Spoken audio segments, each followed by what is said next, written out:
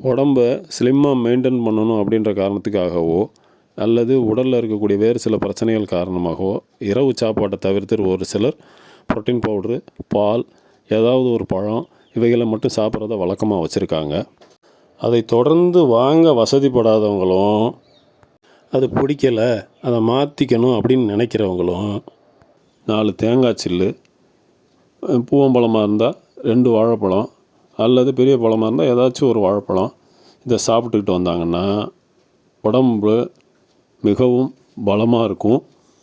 நம் பெரியவர்கள் சொன்னபடி வாய் முதல் ஆசன வாய் வரை இருக்கக்கூடிய அனைத்து ரணங்களையும் உள்ளுறுப்புகளில் இருக்கக்கூடிய, அதாவது பிரெயின், கிட்னி இதில் இருக்கக்கூடிய ரணங்களையும் வேகமாக குணப்படுத்த உதவி பண்ணும்.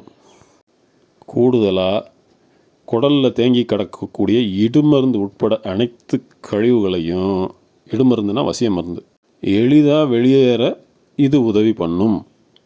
கோவில்களில் வழிபட்ட பின்பு கொடுக்கக்கூடிய தேங்காயையும் வாழைப்பழத்தையும் அதனால தான் அவங்க சமைக்க விட மாட்டாங்க, பச்சையாகவே சாப்பிட சொல்லுவாங்க. இந்த பழக்கம் நம்மளுக்கு ஒன்றும் புதியது கிடையாது.